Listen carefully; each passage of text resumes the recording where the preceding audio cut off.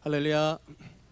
네, 오늘도 수협에 나오신 주님의 사랑하는 성도 여러분, 주님의 축복과 하나님의 은혜가 여러분의 심령 가운데 가득히 채워주시기를 주님의 이름으로 축원합니다.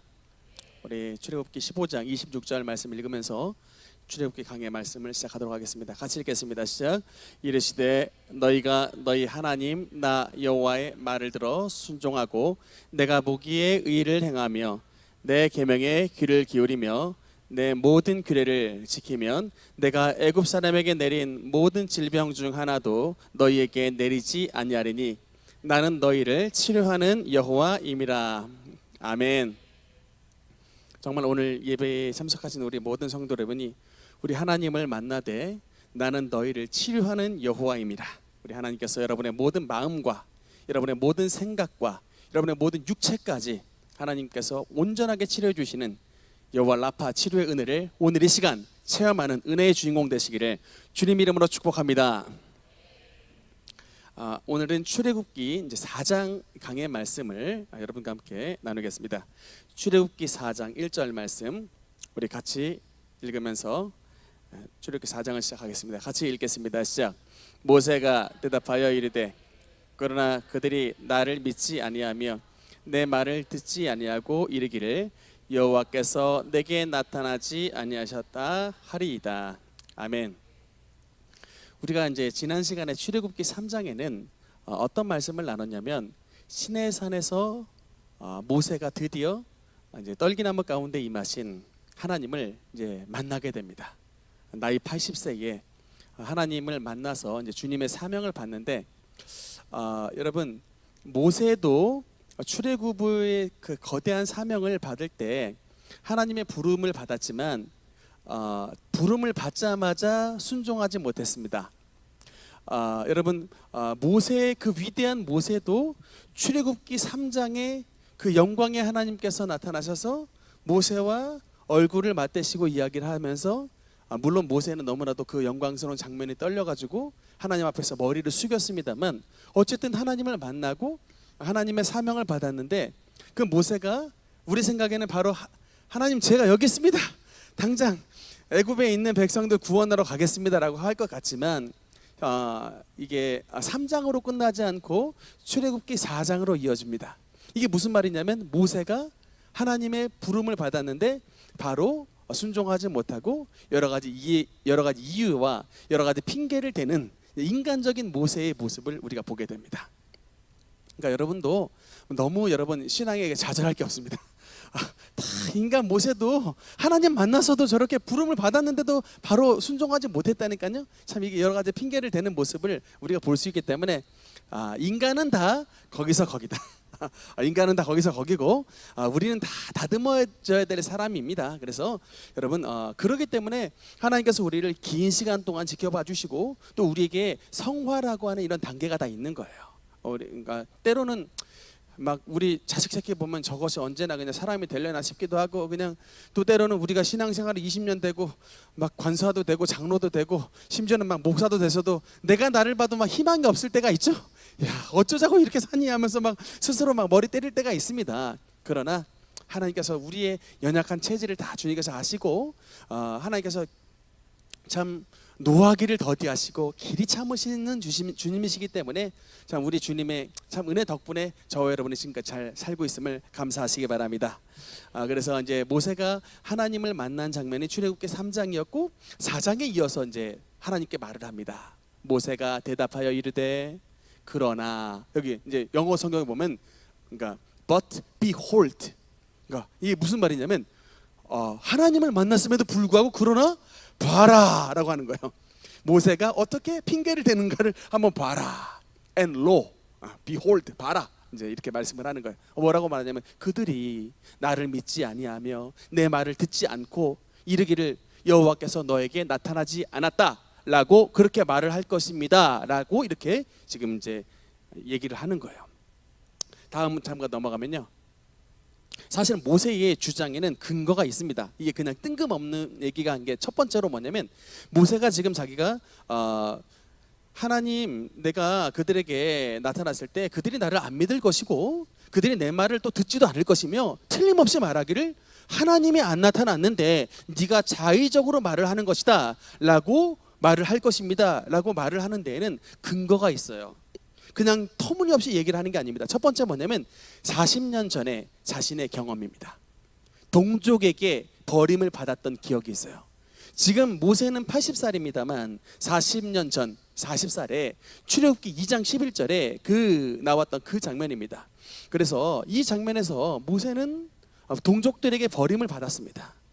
동족들을 위해서 이렇게 나서서 참 하나님의 큰 사명을 감당하려고 했는데 동족들이 비참하게 버려버렸습니다.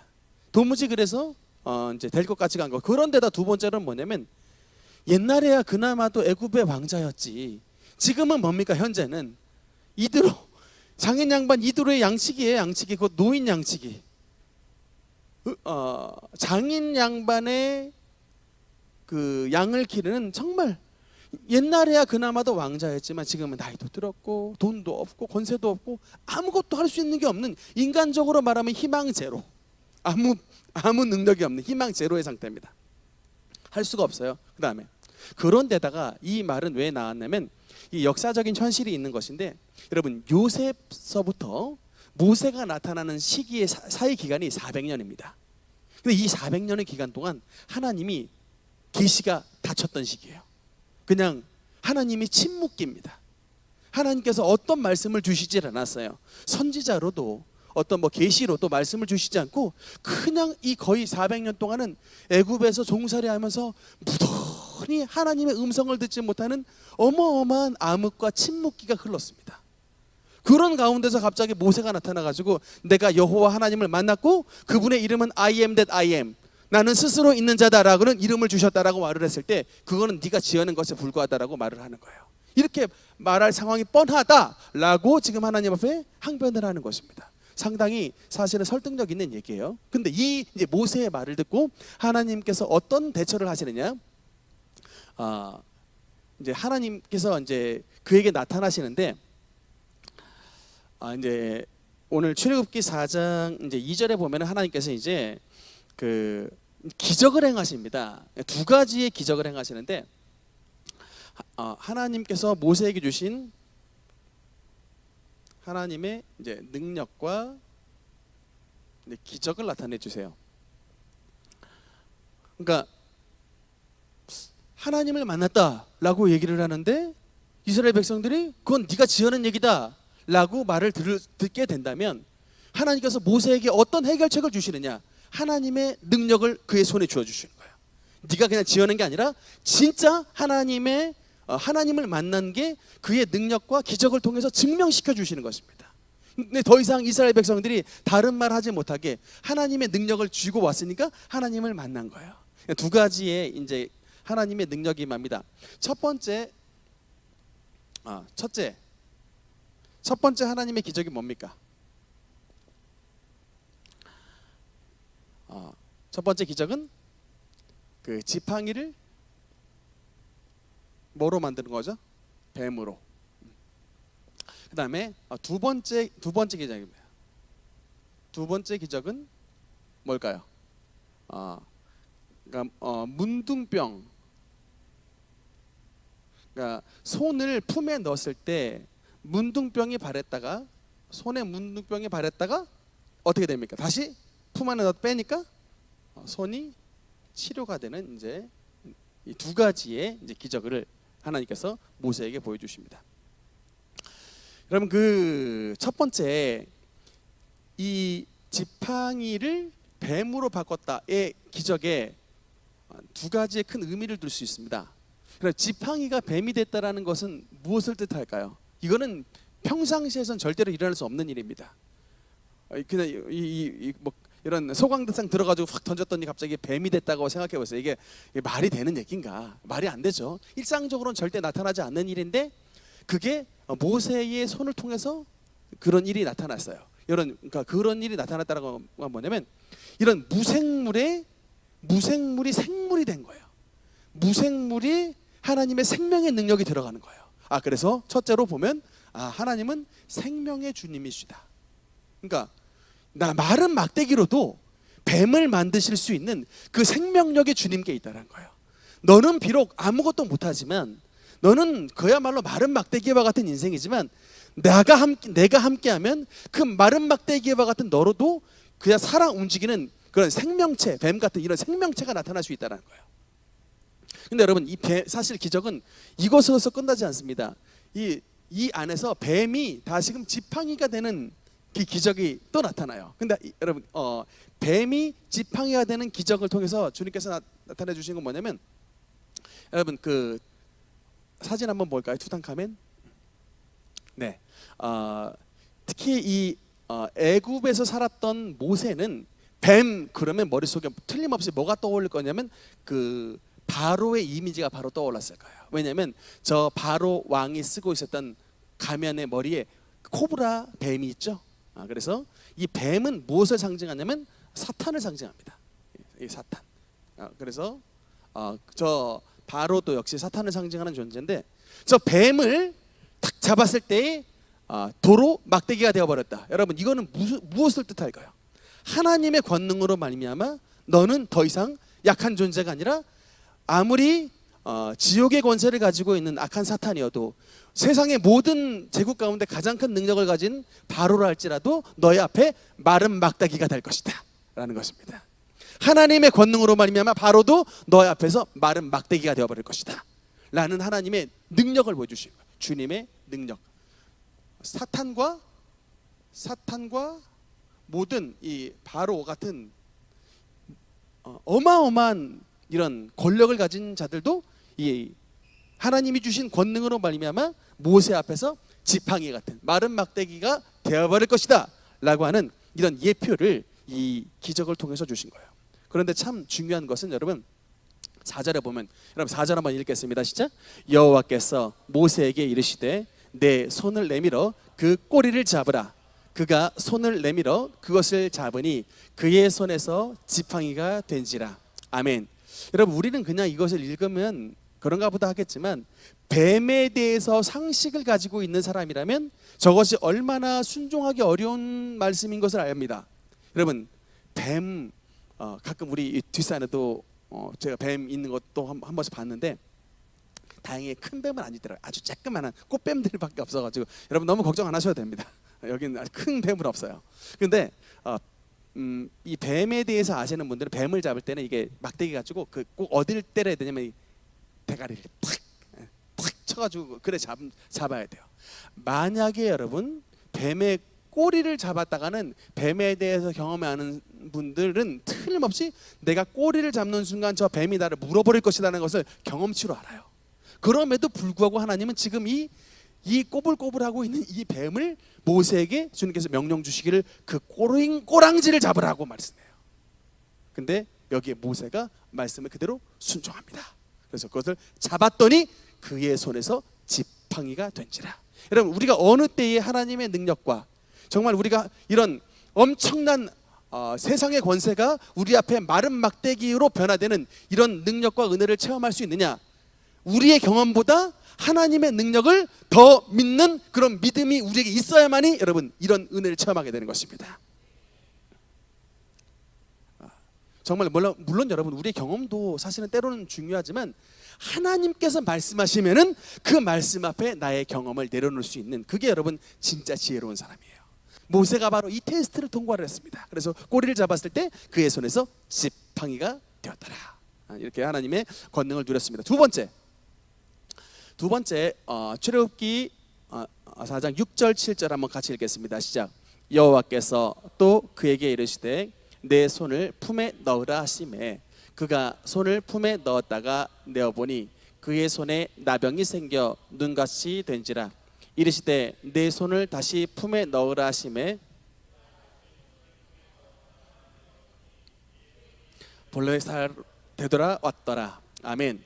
여러분 이 이제 손을 제일 처음에 품 안에 넣었을 때는 나병, 문둥병이 발했다가 다시금 그 문둥병 걸린 손을 다시 넣었다 뺐을 때 다시 깨끗해진 이 이제 나병이 생기고 나병이 치료받는 이 이제 은혜는 또 두 가지 정도로 이해를 할 수가 있습니다. 첫 번째, 여러분 이스라엘 백성들이 가장 무서워하는 질병은 바로 나병입니다. 여러분 레위기서를 읽어보시면 알겠지만 얼마나 여러분 이 문둥병에 대해서 철저하게 격리하나 몰라요. 하여튼 그게 조금만 생겼다 그러면 뭐 그냥 초가 삼간 다 불질러도 상관없을 정도로 철저하게 격리시켜요. 다 태워버려요. 다 태워버리고 다 격리하고, 심지어 아무리 착했던 뭐 부인이 문둥병 걸려도 절대로 그 옆에 돌 수 없습니다. 무조건 격리해요. 여러분 우시야라고 하는 왕이 문둥병에 걸려서 마지막에 죽는데, 그 우시야라고 하는 왕은 왕이었다 할지라도 우리로 말하자면 종묘, 즉 왕들의 묘실에 못 들어갑니다. 왜요? 문둥병자였다는 이유로. 다른 같이 묻혔던 그 시신을 더럽힐 수 있다라는 것 때문에 그 우시야 왕, 문둥병 걸려서 죽었던 왕을 그 묘 옆에 묘지 안에 못 들이고 그냥 가까운 곳에 따로 묻었더라고 했어요. 철저하게 격리시킵니다. 모세의 누이였던 미리암도 여선지자였지만 문둥병 걸렸을 때 진영 바깥으로 내어 쫓아라라고 말씀을 하고 있어요. 무조건 문둥병은 이렇게 가장 무서운 질병이어서 격리시키는 게 당시의 법이었는데, 이 문둥병이 품에 넣었을 때 생겼다가 다시 품에 넣었을 때는 치료받는 이런 것을 통해서 하나님은 뭡니까? 모든 병을 생기게도 하시고 모든 병도 치료해 주시는, 그러니까 여러분 병을 아예 그러니까 다루실 수 있는 분이라는 거예요. 병도 바라게 하실 수 있는 병의 심판자도 되시지만 그 병을 치료하시는 병의 치료자도 되신다는 거예요. 그러니까 주님 안에는 그런 모든 권능이 우리 주님의 손 안에 있다는 것입니다. 말 안 듣고 죄를 끝까지 범하는 자들에게는 문둥병으로 심판할 수 있는 그 권한이 우리 예수님께 있고, 그러나 또한 하나님 앞에 회개하고 주님 앞에 진실로 나왔던 자는 나만 장군이 문둥병에서 치료함을 받았듯이 그 문둥병에서 치료함을 받는 치료의 권능이 우리 주님의 손 안에 있다는 것을 이 사건을 통해서 보여주시는 것입니다. 치료도 하시고 병도 바라게 하실 수 있는 그 권능이 우리 주님 앞에 있다. 그 다음에 두 번째는 특히 여러분 이게 이 사건을 통해서 모세의 그 내적 상태를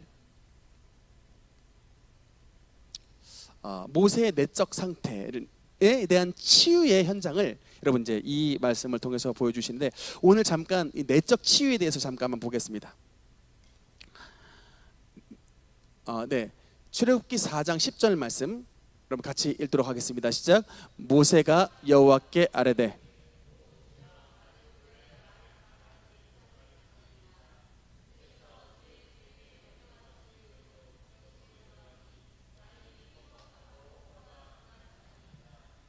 아멘.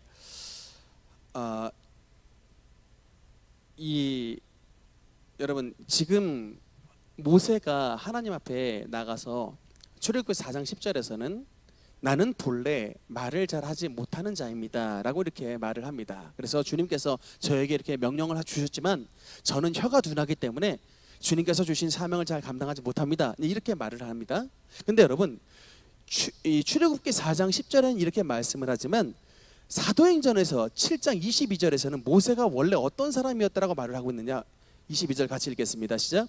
모세가 애굽 사람의 모든 지혜를 배워 그의 말과 하는 일이 다 능하였더라라고 말을 합니다. 그러니까 성경에 분명히 이제 모세는 저는 원래 말에 혀가 뻣뻣하고 말을 잘 못합니다라고 하고 있지만 그건 그냥 모세 자신의 겸손의 표현이었고, 사도행전 7장 22절에는 모세가 젊은 시절에는 애굽 사람의 모든 지혜를 다 배워서 그의 모든 말과 그의 모든 행사가 하는 일이 전부 다 능력이 있었더라. 그러니까 스피치도 굉장히 대단히 잘했다는 거예요. 그런데 지금 40년 후에 모세는 혀가 둔하여 뻣뻣하여 말을 못하는 자가 되었다라는 것이죠. 여러분 이게 이제 무엇을 말하냐면, 그러니까 그 40년 전에 있었던 상처로 말미암아 원래 말을 잘하고 굉장히 유능했던 모세가 이런 그 충격으로 말미암아 그에게 이제 이런 증세가 나온 거예요. 얼마 전에 제가 서울대 국악과를 나왔던 그 한 황모 씨라고 하는 어떤 여자가 그 했던 얘기를 인터넷에서 봤던 적이 있는데, 자기랑 그 사귀었던 남자 친구가 있었는데 너무나도 이제 믿고 잘 사귀었다가 알고 보니까 이 자기랑 사귀면서 이 남자가 남하고 결혼을 해버린 거예요. 남자친구가 자기랑 교제를 하면서 다른 사람과 교제를 한 게 아니고 자기랑 교제를 하면서 다른 여자와 결혼을 해버렸습니다. 이 충격에 이분이 6개월간 실어증, 말을 못했대요. 6개월간 실어증이 왔답니다. 너무나 충격을 받아가지고 6개월간 그냥 그야말로 뭐 말을 못하는 언어 장애가 와버릴 정도로 이런 큰 충격을 받았더라고 그렇게 이제 인터뷰를 했던 것을 제가 본 적이 있는데 딱 모세가 그렇습니다. 여러분 모세가 보면요, 첫째는 여러분 모세는 원래 애굽의 왕자였습니다. 그 다음에 그가 하는 모든 말과 그가 하는 모든 일에 다 출중했던 사람이었습니다. 근데 그런 모든 이제 그래서 가만히만 있어도 애굽의 왕자가 될 사람인데 이런 모든 영광을 다 버리고 결단을 해가지고 이스라엘의 노예 편에 서가지고 출애굽을 시도를 했어요. 그 출애굽을 시도했던 그 장면이 바로 뭐냐면 애굽 관리를 때려 죽인 것입니다. 내가 만약에 애굽 관리를 때려 죽이면 이 모습을 봤던 히브리 모든 노예들이 다 내 편에 서가지고 드디어 우리 히브리 민족을 구원할 구원자가 오셨다. 다 내 편에 들어가지고 함께 봉기하여 출애굽을 할 작정을 세우고 그런 거를 감행을 했는데 일어났던 일은 뭐냐면 다음 날에 동족이 배신을 했어요. 자기의 편에 오기는커녕 그것을 애굽 관리를 죽이는 것을 봤던 자기의 동족이 애굽 왕 바로에게 가서 왕이시여 모세가 당신의 관리를 쳐 죽였습니다 라고 보고를 해버린 거예요. 여러분 사실은 애굽의 왕자 모세는 애굽의 관리 한 명 죽이는 것은 사실 문제가 아니었습니다. 근데 여러분 이게 왜 모세가 죽을 만한 왜 위기에 처해 있었을까? 만약에 모세가 애굽인이었으면은 당연히 애굽 왕자가 애굽 사람을 죽였으면 아무 문제가 안 됩니다. 근데 여러분 이 상황이 제가 지난번에 출애굽기 2장에 대한 설명을 드릴 때 말씀을 드렸습니다만 그 당시에 모세의 양 어머니였던 하셉슈트가 그 당시 이 나라를 섭정을 하고 있었을 때였습니다. 그때 그 원래 있었던 투트모세라는 3세가 있었는데 투트모세와 하셉슈트 부인 사이에는 자식이 없어요. 그래서 하셉슈트가 하는 수 없이 모세를 나일강에서 양자로 데리고 왔습니다. 그런데 투트모세 2세가 누구랑 또 혼인을 맺냐면 어떤 이름 없는 궁녀랑 혼인을 맺어요. 거기서 자녀를 낳습니다. 그 자녀가 바로 투트모세 3세예요. 그런데 나이가 너무 어렸습니다. 그렇기 때문에 이 하셉슈트가 섭정을 했어요. 클 때까지 내가 나라를 다스리마. 그런데 이제 그래서 하셉슈트가 나라를 다스리고 있었고 당연히 그 밑에 있는 모세는 굉장히 큰 실권을 가지고 있었겠죠. 그런데 여러분 이때 누가 정적입니까? 당연히 투트모세가 정적이 되겠죠. 어떻게든지 이 상황을 타개시켜 가지고 내가 왕권을 차지해야겠다라고 항상 호시탐탐 시기를 노리고 있는데 마침 모세가 누구를 죽여요? 애굽의 관리를 죽입니다. 그러니까 이건 누구에게 엄청난 기회가 됩니까? 투트모세 3세에게 기회가 돼요. 왜? 이거 봐라. 야 애굽에 있는 모든 백성들아 이 현장 봐라. 애굽의 왕자인 줄 알았던 모세가 히브리 노예 편을 들어가지고 우리 애굽의 관리를 죽였다. 나중에 이 모세가 무슨 꼴을 저지르겠느냐 라고 하니까 여러분 모든 백성의 민심들이 당연히 투트모세 3세로 가고 당연히 모세를 죽여서 처단해야 됩니다라는 게 여러분 이 상황에서 벌어졌겠죠. 그러니까 이 상황을 알았던 모세가 이것을 벌어지기 전에 바로 여러분 미디안 땅으로 주랭랑치고 도망을 갔던 것입니다. 당연히 그래 투트모세 3세는 모세를 잡으려고 온 군대를 동원했지만 광야길로 도망가는 바람에 잡지 못하고 그가 그냥 그래서 40년의 세월이 지나갔던 것이죠. 여러분 이제 그 다음에 그래서 결론적으로 뭐냐면 출애굽은커녕 여러분 이 사건을 했는데 출애굽은커녕 어떻게 된 거예요? 애굽의 왕자의 권한 잃어버리고 미디안 땅에 도망자가 되어 40년 동안 장인 양반의 양이나 치는 이름 없는 일개 목동으로 전락해버린 이게 만약에 여러분이 그렇게 됐거나 여러분의 자식이 한번 그렇게 됐다는 상상을 한번 해보세요. 여러분 여기에 트라우마가 생기겠습니까? 안 생기겠습니까? 근데 엄청난 트라우마가 생기는 거야. 야, 내가 그 괜한 짓을 했지. 괜한 짓을 했구나. 내가 그냥 살 걸. 그냥 살 걸. 내가 왜 괜히 애굽에서 종살이하는 이스라엘 백성을 내가 괜히 돕겠다고 괜한 짓 하다가 이게 도대체 뭔 꼴이냐. 40년 동안 아마 가슴이 응어리징어. 그래서 여러분 모세가 그 손에 품 안에 손에 넣었을 때 그 손에 뭐가 바란 거예요? 문둥병이 바랬다. 여러분 이걸 뭐가 막 상징하는 겁니까? 모세의 지금 마음속이 완전히 문드러진 거예요. 정상이 아닌 거예요. 완전히 문둥병 걸린 것처럼 완전히 문드러져 버린 거예요. 나는 진짜 희망이 없구나. 완전히 문드러져 버려서 그냥 상처와 그 모든 그냥 이 그야말로 너무 가슴속에 상처와 그냥 좌절과 낙심이 가득 차 있는 상태.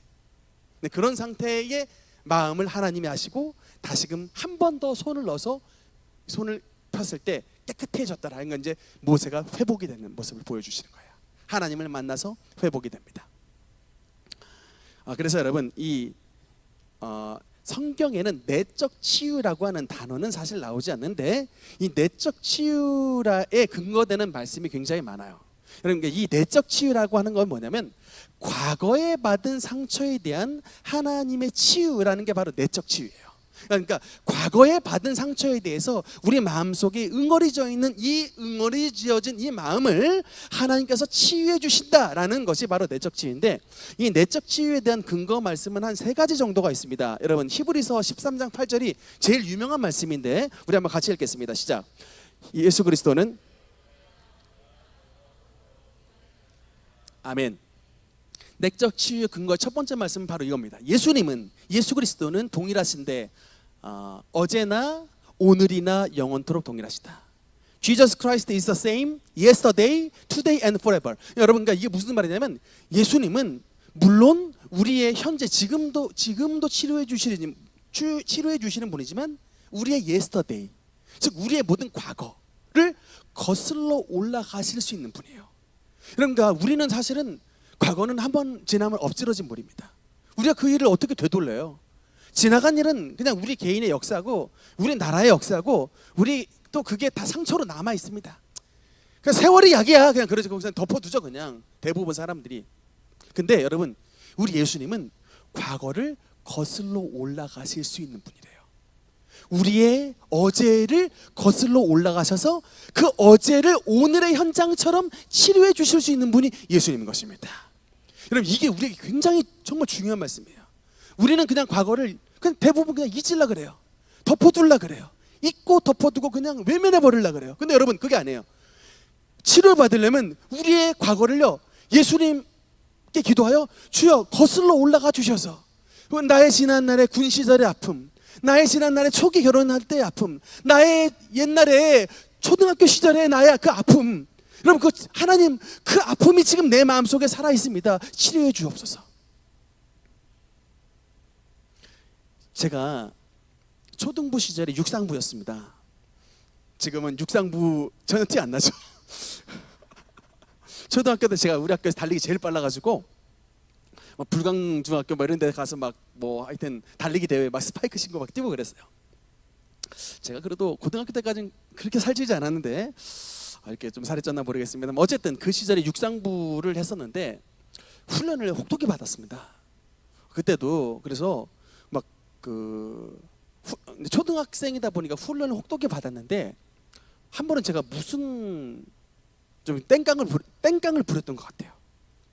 근데 그 어릴 때 일인데 지금도 기억이 납니다. 땡깡을 부려가지고 체육 선생님이 막 우리 막 훈련을 시키고 막 그런데 너무 힘들어가지고 제가 막 그 바닥에는 그냥 이 막 포복을 하고 막 훈련 받다가 막 그냥 못 하겠어요. 그냥 하면서 그 흙주머니를 한번 짚고 던져버렸던 것 같아. 못 하겠다고. 그런데 그 딱 행동 있자마자 한 5초 정도 후에 별이 번쩍하는 거예요. 그래서 별이 번쩍해요. 그래서 알고 보니까 선생님이 제 행동에 너무 화가 나가셔가지고 그냥 이제 발로 그냥 얼굴을 차버렸네. 근데 그냥 한 대만 맞은 게 아니라 이제 선생님도 이제 그 순간 흥분을 해버렸어요.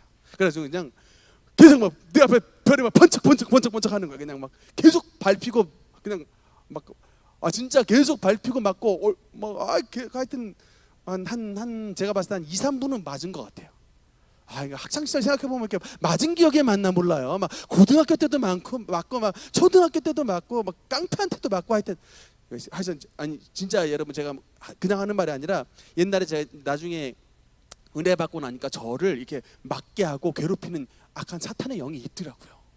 제가 그것을 알고서 그 다음 물리쳤는데 그 다음부터는 날 사고도 안 나. 근데 지금은 뭐 전혀 그런 일이 없는데 그 시절에는 하여튼 초등학교 때부터 맞았는데 제가 그 선생님이 이름도 기억나요. 정확히 풀네임을 다 아는데 모씨 선생님이었는데 너무 막 화가 나니까 제가 제 졸업 앨범에 그 선생님 얼굴을 빵꾸 뚫어버렸어요. 열받아가지고. 초등학교 앨범 보니까 그 선생님 이름이 얼굴에 빵꾸가 나 있어. 너무 화가 나가지고 옛날에 발로 막 얼굴 막 계속 맞았던 기억이 막 화가 나가지고 빵꾸를 뚫어버렸다고.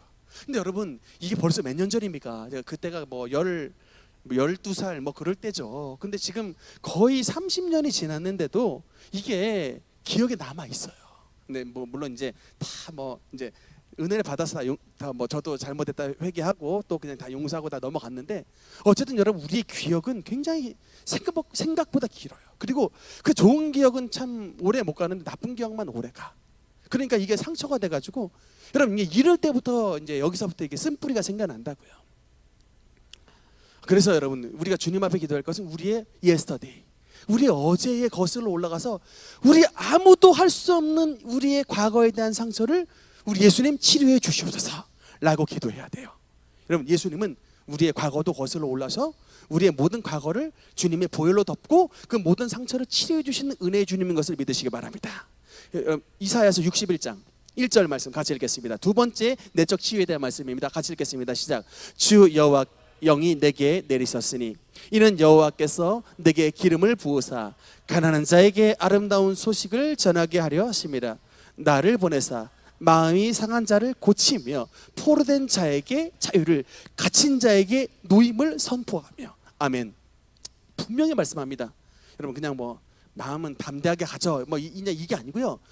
여호와의 영이 우리에게 내리시면 우리에게 성령께서 오시면 마음이 상한 자를 고쳐주신다라고 말을 해요. 우리의 마음속에 있는 모든 이런 내적인 응거리진 상처를 하나님의 성령께서 임하여 주시면 그 마음이 상한 자를 고쳐주셔서 지난날의 상처로 말미암아 잡혀 있었던 이런 모든 포로된 자에게 주님의 리버티, 주님의 자유를 주신다는 거예요. 그 다음에 이런 과거의 상처에 붙잡혀 있었던 모든 사람들에게 갇힌 자에게 노임을 선포해 주시는 거예요. 그래서 여러분 정말 이런 모세도 40년 전의 과거지만 얼마나 여러분 이 상처가 이게 해결이 났는지 그의 품 속에 손을 넣었더니 문둥병이 생겨난 거예요. 그만큼 그의 마음속에 썩어 문드러졌지만 이게 그냥 가만히 냅두면 여러분 이제 세 번째 내적 치유에 대한 말씀인데 내적 치유가 꼭 필요한 의미가 바로 여기 있습니다. 히브리서 12장 15절 읽겠습니다. 시작. 또 쓴 뿌리가 나서 괴롭게 하여 많은 사람이 이로 말미암아 더럽게 되지 않게 하며. 아멘. 그러니까 여러분 그게 그냥 지난날의 상처 같지만 이것을 가만히 냅두면 이게 뭐가 된다는 거예요? 우리에게 쓴 뿌리가 된다는 거예요. 한 번만 더 눌러주세요. 큰쌤 집사님. 아니 그 전에 없습니까? 이게 끝입니까? 예. 쓴 뿌리. 그래서 이게 점점 뿌리의 특성은 뭡니까? 점점점 자라난다는 거예요. 이게 우리의 마음속에 들어오면 여러분 이게 그냥 우리의 마음속에서 가만히만 있으면 다행입니다. 근데 이게 이상하게 내 상상과 내 감정과 여러분 내 환경에 더해 점점점 커져요. 점점점 깊은 뿌리가 내립니다. 그래서 그냥 옛날에는 살짝 우울했는데 지나고 나니까 어느새 이게 나한테 우울증이 돼버렸어요. 그 우울증이 여러분 어느새 나중에 막 자살 충동이 돼버려요. 이 자살 충동이 나중에 진짜 자살로 실행을 하게 됩니다. 여러분 점점 이게 쓴뿌리가 퍼져서 괴롭게 되는 거예요. 인생이 괴롭게 되는 거예요. 갇히게 되고 포로가 되고. 여러분 우리가 이런 내적인 치유를 반드시 받아야 우리 속에 있는 이런 쓴뿌리가 자리를 잡지 못하게 되고 이제 하나님의 능력으로 회복이 되게 되는 은혜를 누리게 되게 되는 것입니다. 네, 그래서 특별히 우리가 이제 내적 치유의 대상 네 가지입니다. 첫 번째, 그러니까 이제 미움. 두 번째, 두려움. 세 번째, 열등감. 네 번째, 죄의식. 이게 이제 우리가 마음속에 과거의 상처로 말미암아 대부분 사람들이 겪는 보통 그러니까 마음속에 있는 네 가지의 증상입니다. 첫째, 미움. 또는 이제 그런 큰 트라우마를 겪었을 때 두 번째는 두려움. 또는 이제 이런 일을 겪었을 때 자기를 굉장히 이제 화가 바깥으로 나서는 사람들이 있지만, 폭력적 성향으로 나서는 사람이 있지만, 반대로 자기를 때리는 사람이 있어요. 자기 마음을 치는 사람이 있다고. 그런 사람들은 이제 열등감으로 가요. 그래서 그게 우울증으로 가고 자살 충동으로 갑니다. 그다음에 네 번째로는 이제 지난날의 과거의 잘못에 대한 내가 왜 그랬을까? 후회와 죄의식. 이게 마음속에 점령을 했을 때 이게 점점 쓴뿌리가 돼가지고 마음이 문드러지고, 내 마음 겉의 환경은 좋아요. 부모님도 좋으시고 물질도 있고 인물도 좋고 괜찮은데 마음은 문둥병이야. 그러니까 겉은 멀쩡한데 마음은 문둥병이니까 삶이 기쁘지가 않은 거예요. 이 마음을 그대로 뒀다간 여러분 정말, 아니 저런 환경 가운데 왜 저렇게 사는가 싶지만, 그 사람의 마음은 문둥병에 걸리기 때문에 그렇게 되는 거예요. 그래서 여러분, 이 무릇 지킬 만한 것보다 내 마음을 지켜라. 생명의 근원이 이에서 남이니라고 말씀하는 것입니다. 여러분, 제가 그 화전동에 있을 때 원로 목사님하고 같이 그 보은교회 어떤 자매가 상담을 받으러 왔던 적이 있어요. 그 자매는 우리나라의 최고 대학 중에 하나였던 연세대학교, 그것도 법학과에 다녔던 재학생입니다. 그 당시에는 이제 졸업을 하고 왔었죠. 근데 연세대학교 법학과에 나올 정도면 공부도 굉장히 잘하고 참 미래가 유망전도하지 않습니까? 그런데도 이게 그 좋은 학교를 나온 게 맞는가라고 반문할 정도로 상태가 완전히 너무나도 이제 안 좋은 상태가 돼가지고, 그 엄마가 하는 수 없이 그냥 여러 방법을 취하다 못해 이제 수소문해가지고 이제 좀 기도도 받고 좀 회복하려고 하셨는데, 막 상태가 안 좋은 날은 목사님이 이제 막 설교를 하시는데 막 일어나가지고 목사님한테 막 삿대질하고 막 목사님 막 조롱하고 대배 시간에 막 그런 일들이 실제로 벌어졌대요. 그러니까 너무 그 권사님 딸인데 이게 너무하지 않습니까? 그래가지고 이게 참 그런 일들이 실제로 벌어졌다고 하는데, 제가 그 뿌리를 걸어서 올라가 봤더니 그 자매의 할아버지가 6.25 때 총에 맞았었어요. 총에 맞았는데 이 총에 맞고 나서 총에 대한 공포증이 생겼네. 근데 이 총에 대한 공포증이 생겼는데, 사실은 6.25 전쟁 때 뭐 총 맞으시는 분들도 많지만 참 어떤 분들은 그냥 또 잘 치유가 되신 분이 있는데, 그분은 또 그렇게 공포증이 생겨가지고 굉장히 고생을 많이 하셨다고 하는데, 그 희한하게 그 공포증이 쓴뿌리가 돼가지고요, 그 손녀딸까지 들어온 거예요. 그 손녀딸까지 들어와가지고 그 전에까지는 이 딸이 괜찮았습니다. 내가 어떻게 해서 이렇게 됐는가라고 물어봤더니, 하루는 옆집에 어떤 아주머니가 계셨는데 그날에 자기 집에서 누군가가 좀 크게 좀 떠드는 일이 있었나 봐요. 근데 임대 아파트에 살았었는데 갑자기 옆집 아주머니가 시끄럽다고 막 집에 문을 두드리고 이렇게 문을 열고 들어왔는데, 그냥 막 한마디로 폭언을 퍼부은 거예요. 폭언을 막 쌍욕과 폭언을 퍼부었는데, 여러분 만약에 옆집 아줌마가 쌍욕과 폭언을 퍼부으면 어떻게 하겠어요? 뭐 기분 나쁘지, 뭐 저런 아줌마가 다 있어 그냥 그러고 말아버리겠죠. 근데 그 마음속에 이런 쓴뿌리의 씨앗이 있었나 봐요. 공포에 대한, 두 번째 두려움에 대한 씨앗이 남아 있었던 거예요. 그러니까 그 씨앗이 남아있던 더 이게 환경에 팍 하고 생기니까 그게 이 자매한테 쇼크가 돼가지고 그때로부터 멘탈이 붕괴가 돼가지고 그렇게 참 말도 안 되는 일이 그렇게 벌어진 거예요. 그 다음부터 그냥 그 총기가 다 사라져버리고 그냥 우리 앞에서 왔더니 막 울다가 끼득끼득 웃다가 이게 막 완전히 정신이 정말 이게 도대체 어떻게 된 일이야 라고 반문할 정도로. 그래서 여러분 참 이걸 어떻게 참 표현을 하기가 너무 어려운데, 어쨌든 제가 영적으로 봤을 때 바로 이것입니다. 여러분 마음속에 미움이 있거나 여러분 두려움이 있거나 열등감이 있거나 이런 죄의식 같은 것들이 있으면, 여러분 그것을 반드시 예수 그리스도의 보배로운 피권세로 치유를 받으셔야 돼. 그래 여러분 이게 더 뻗어나가지 않게 되는 것입니다. 잘못하면 이게 막 후손까지 데려가요. 이게. 근데 이게 정말 여러분 예수님의 보혈의 능력이 정말로 위대한 것은, 예수님은 어제나 오늘이나 영원토록 동일하시고, 주님께서 우리에게 오신 것은 마음이 상한 자를 고쳐서 포로된 자에게 자유를 주시고 눈먼 자를 다시 보게 하며 갇힌 자에게 노임을 선포하시게 하기 위해 예수님께서 하늘 보좌를 버리시고 이 땅 가운데 오셨다고 말씀하고 있는 것입니다. 그러니까 예수님은 우리의 모든 죄도 사하시지만 우리의 마음속에 있는 모든 상처도 치유해 주시는 능력의 하나님이라는 사실을 믿으시기 바랍니다. 주님 앞에 맡겨셔야 돼요. 주님 앞에 맡기고 주님 앞에 은혜를 받으셔야 됩니다. 네, 특히 여러분 정말 우리가 내적 치유를 받는 정말 제일 중요한 통로가 있습니다. 성경에서 말씀을 하는 건데 마가복음 11장 25절 같이 읽겠습니다. 시작. 서서 기도할 때에 아무에게나 혐의가 있거든 용서하라.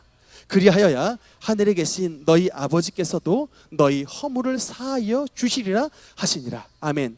여러분, 내적 치유가 굉장히 말은 중요하고 좋지만 어렵습니다. 사실상 그 대부분 다 좋은 얘기를 들어서 알아요. 이렇게 하지 말아야겠다. 근데 그럼에도 불구하고 왜 연결고리가 안 끊어지냐면 나를 이렇게 비참하게 만들고 나에게 이렇게 상처를 준 사람들을 진짜 마음속으로 용서하기가 어렵기 때문에 그래요. 잊기는 조금 나은데 용서는 안 돼.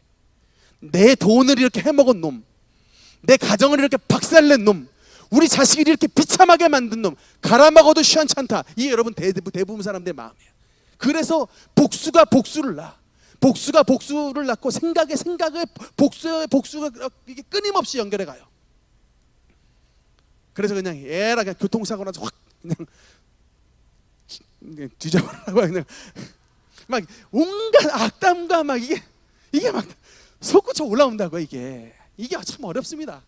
진짜 여러분 솔직히 마음속 깊은 곳에서 아니 저놈이 나쁜 짓을 했는데 내가 왜 용서해? 라고 하는 게 여러분 우리가 반문이 돼요. 그래서 이 고리가 안 끊어져. 여러분 근데 예수님은 우리에게 그냥 명확하게 얘기해요. 여러분 뭐라고 얘기했냐면 여기 뭐 조건절 있습니까? 그냥 예수님이 그래요. 서서 기도할 때 옛날 유대인들은 다 서서 기도했습니다. 서서 기도할 때 아무에게나 혐의가 잘못한 게 있으면 용서하라. 용서해라. 그냥 따져봐가지고 용서할 만하거든 용서하라가 아니고 혐의가 있으면 용서해. 그래야 하늘에 계신 너희 천부께서도 너희 허물을 사해 주신다라고 그냥 간단하게 말씀하셔요.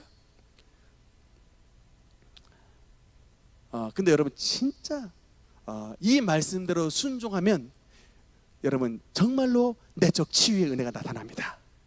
정말 여러분 저도 이것 굉장히 많이 실제로 저 많이 체험했어요. 저도 여러분 간증했지 않습니까? 군에 있을 때 참 여러 가지 많은 상처를 받았었다고. 근데 그게 물론 뭐 객관적으로 비교를 할 수 없어요. 진짜 뭐 내가 제일 많이 상처를 받았다 그런 얘기도 아니에요. 그러나 적어도 나에게 있어서는 그것은 정말 큰 상처예요. 그냥 그래서 가끔 막 총기 난사하고 막 내무반에 수류탄 던지는 사람의 심정을 알아요. 그거는 그 당한 사람만 아는 거야. 그 옆에서 누가 그 얘기할 수가 없어요. 그 마음의 상처는 그냥 본인만 아는 거예요. 그게 크든 작든 간에. 근데 그래서 제가 이제 제대할 때 그 분들이 제대하고 나서 꿈에 그분들이 나오면 하루가 말려요. 하루 일진이 망가져. 하루가 정말 재수 없는 날이 돼요. 이 인간들 얼굴만 나오면 하루가 재수 없어요 진짜. 그래서 정말 생각하지 않으려고 막 여러 번 애를 썼는데, 그러니까 막 과거가 막 상처가 많잖아요. 막 초등학교 때부터 막 고등학교 때 막 나 때렸던 막 선생님, 또 막 고등학교 1학년 때 농구장에서 나 막 진짜 눈탱이 밤탱이 되도록 때렸던 그냥 조폭 형들, 막 하여튼 생각해 보면 막 이 억울한 기억들이 너무 많아요. 그냥 나는 아무것도 안 했는데 그냥 일방적으로 맞은 거예요. 아니 가서라도 한 대라도 좀 때렸으면 좀 덜 억울해. 근데 그냥 무조건 일방적으로 맞고 다 끝났어요. 그러니까 얼마나 괴롭습니까? 근데 제가 이제 이 말씀의 원리를 알고 난 다음 하나님 앞에 하루는 진짜 기도를 했어요. 딱 앨범 다 피고 내 초등학교 때부터 또 고등학교 1학년, 고등학교 3학년 때 학생회장 때, 또 뭐 군대에 있을 때 이런 모든 것들을 쫙 펴놨어요. 그래서 제가 선언했습니다. 사진 펴고 또 기억 적어놔서 선포를 했어요. 이름 대면서 주님 정말 용서합니다. 주님 또 생각해보니 저도 잘못이 있는 것 같습니다. 내가 왜 선생님을 왜 화를 나게 했을까요? 하나님 저도 잘못이 있습니다. 제가 회개합니다. 그리고 그 사람들이 더 좀 오버의 행동에서 상처 줬던 거 주님 다 내가 용서하고 다 회개합니다. 용서합니다. 주님 저도 회개하고 저도 용서합니다 하면서 이름 대면서 다 회개해버렸어요. 진짜 큰맘 먹고 바로 저 말씀에 의지하여, 안 그러면 하나님이 나를 안 받아주실 것 같다라는 그 말씀에 생각이 나서 그래도 내가 용서받는 게 낫지, 내가 축복받는 게 낫지 해가지고 결단을 하고 이제 다 용서를 하고 주님 앞에 기도를 했는데, 놀랍게도 여러분 그 다음부터 생각이 안 나. 이제 더 내 머릿속에 이 상처로 안 남아요. 상처로의 기억이 남질 않아. 그래서 참 하나님께서 이게 바로 이게 바로 갇힌 자에게 노임을 주시고 포로된 자에게 자유를 주시고, 이제는 그래서 그런 과거에 더 이상 상처가 나를 발목 잡지 않으니까 이제 더 삶이 기쁘고 더 행복해지고 하나님의 말씀을 진짜 내 삶 가운데 실천했다라고 하는 이런 또 자부심도 생기고.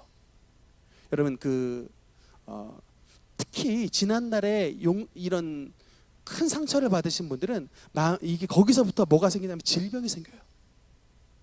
특히 만성질환을 가지고 있는 분, 또 그 만성질환이 대대로 내려오신 분들은 아마 줄거리를 타고 올라가면 아마 이런 과거에 뭔가 큰 상처가 있을 거예요. 틀림없이 상처가 있을 거예요.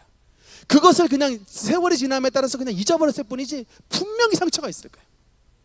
그리고 그냥 그게 세월이 지남에 따라 잊어버렸던 것 뿐입니다. 그러나 여러분, 이게 그 과거에 내가 살아 있을 수 있다고요. 이게 그러니까 주님 앞에 한번 내적 치유의 기도를 한번 드려보시라고요.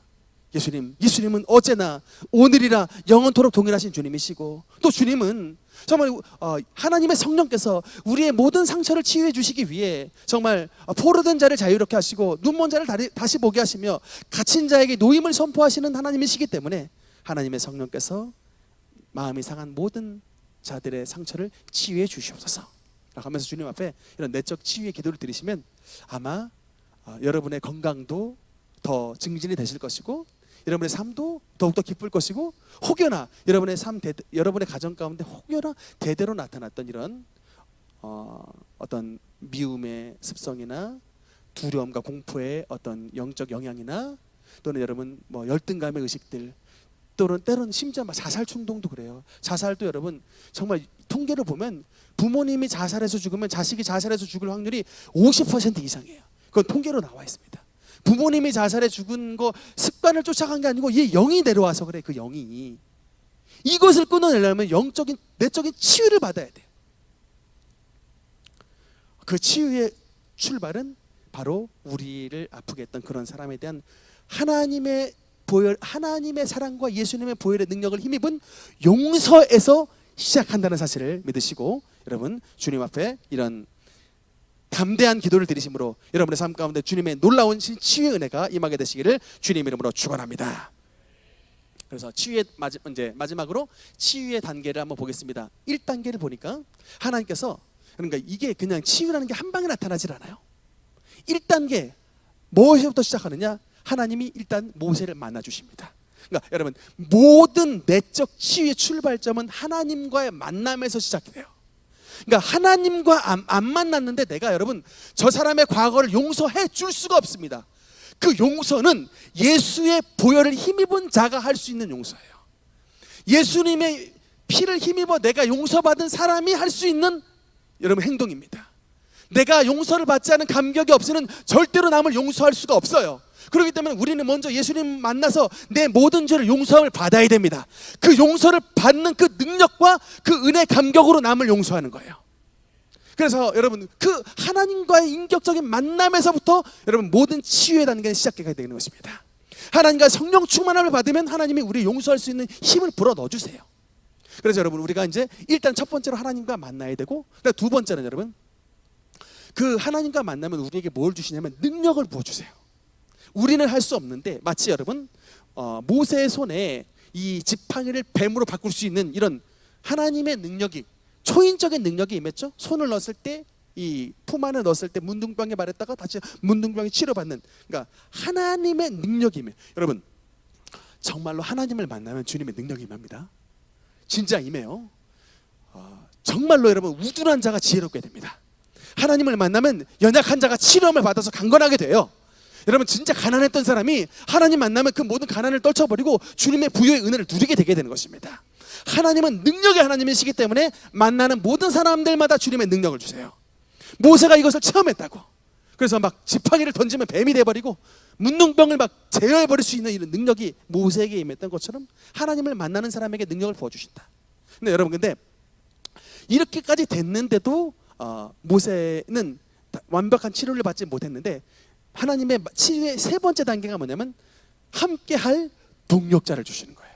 그러니까 이게 포인트가 뭐냐면 모세는 동족들에게 배반을 당한 이 상처가 마음에 문둥병이 임했기 때문에 이 동족에게 배반당한 이 사람에게 좋은 사람을 붙여주시는 거예요. 이 동족에게 버림받고 형제들에게 버림받은 이 모세에게 자신의 친형 아론을 동역자로 하나님께서 붙여주시는 거예요. 더더군다나 여러분, 이 아론은 누굽니까? 모세의 친형일 뿐 아니라 모세는 지금 현재 혀가 너무 트라우마 때문에 말을 잘 못해. 자, 이게 단점이야. 이게 지도자가 나와서 막 스피치를 막 잘해야 되는데 말을 못해요. 단점이지 않습니까? 하나님께서 이 단점을 메꿀 수 있는 말을 매우 잘하고 언변 구변이 뛰어난 아론을 대신 붙여주시는 거예요. 모세의 단점을 메꿀 수 있는. 더더군다나 여러분, 아론은 누굽니까? 레위 지파를 전체를 대표했던 대표자예요. 아주 그냥 뭐 힘 없는 자가 아니라 이스라엘 전체의 유력한 사람을, 그래서 모세를 도와 이스라엘 전체를 리드할 수 있는 이런 리더십 있는 자를 하나님께서 붙여주신 거예요. 그런데다 여러분, 아론은 제가 말씀을 좀 자세히 보니까 하나님께서 아론에게 동생 모세를 만나러 광야에 나가라 라고 하는 이 하나님의 음성을 들었다라고 말씀이 나와요. 그걸 보니까 이 모세뿐만 아니라 아론도 역시 하나님의 음성을 들었던 굉장히 신앙이 출중하고 하나님 앞에 가까이 있었던 사람이었어요. 이 83세가 되는 동안에도 하나님 앞에 경건함을 유지했던 굉장히 신앙 좋은 사람이었다. 그러니까 이런 탁월한 인물을 하나님께서 이 모세에게 붙여주심으로 말미암아 모세가 이 출애굽의 이 대여정을 감당할 수 있는 이런 실질적인 힘을 북돋아 주심으로 말미암아 하나님의 치유의 은혜가 이 모세의 심령 가운데 넘쳐날 수 있도록 만들어 주셨습니다. 결국은 모세가 어떻게 했습니까? 하나님 앞에 뺐죠. 주님, 전 못 가겠습니다. 보낼 만한 자를 보내소서 계속 뺐지만 결국에는 모세가 어떻게 했냐면 그 여정을 진행합니다. 이 말은 뭐예요? 모세가 내적인 치유를 받았다는 거예요. 저 같으면은 저를 배반한 동족을 구원하겠다고 다시 안 갑니다. 저 같으면 안 가. 한 번 배반자는 영원한 배반자라고 생각하고 안 갑니다. 저것들이 또 나를 배반할지 어떻게 압니까? 라고 안 갈 것 같아요. 그런데 모세가 이런 문드러진 마음을 하나님과 만나서 하나님과 인격적으로 만나고 주님의 능력으로 체험받고 하나님의 동역자를 보내주시니까 모세의 마음속에 이제 완벽한 치유함의 은혜가 임하여 결국은 모세가 자리를 박차고 나아가 애굽 땅으로 전진해 나가게 되는 것입니다. 그거는 그만큼 이제 치유를 실제로 받았다는 거예요. 결단하고 하나님의 이제 사명을 감당하는 그런 그 일을 행했는데, 이제 마지막 말씀입니다. 출애굽기 4장 20절 말씀 같이 읽겠습니다. 시작. 모세가 그의 아내와 그의 아들들을 나귀에 태우고 애굽으로 돌아가는데 모세가 하나님의 지팡이를 손에 잡았더라. 아멘. 하나님을 만나기 전에 지팡이는 그냥 장인 이드로 장인 양반의 양을 치는 그냥 마른 막대기였습니다. 이런 마른 막대기를 여러분, 이런 마른 막대기를 하나님께서 모세의 손에 들려져 있는 이 마른 막대기를 하나님과 만나고 나니까는 뭐라고 말씀하냐면 지팡이가 아니라 하나님의 지팡이라고 말합니다. 저 하나님의 지팡이로 나중에 여러분 모세가 홍해수를 갈라버립니다. 바로 저 지팡이로 여러분 모세가 저 지팡이를 잡고 여러분 그 산 위에 올라가서 손을 들었을 때 저 지팡이 위에 임하신 하나님의 능력으로 말미암아 모든 아말렉 족속이 격파시켜 버리는 여호와 니시의 승리가 저 지팡이를 통하여 나타나게 되게 됐던 것입니다. 네. 그래서 여러분 마른 막대기와 같은 저와 여러분이지만 우리가 하나님을 만나면 우리가 어떻게 된다는 거예요? 하나님의 지팡이, 즉 하나님의 사람, 하나님의 사랑스러운 집사, 하나님의 사랑스러운 권사, 하나님의 사랑스러운 직분자로 주님께서 우리를 하나님이라고 하는 하나님의라고 하는 수식어를 붙여 주신다는 사실을 믿으시기 바랍니다. 하나님을 만나면 하나님의라는 귀한 수식어를 붙여주심으로 더 이상 우리는 마른 막대기가 아니라 하나님의 손에 모세의 손에 들렸던 하나님의 지팡이처럼 정말로 의미 있고 축복받는 인생으로 살아가실 줄 믿으시기 바랍니다. 다음 시간에 이어서 말씀을 드리겠습니다. 기도하시겠습니다.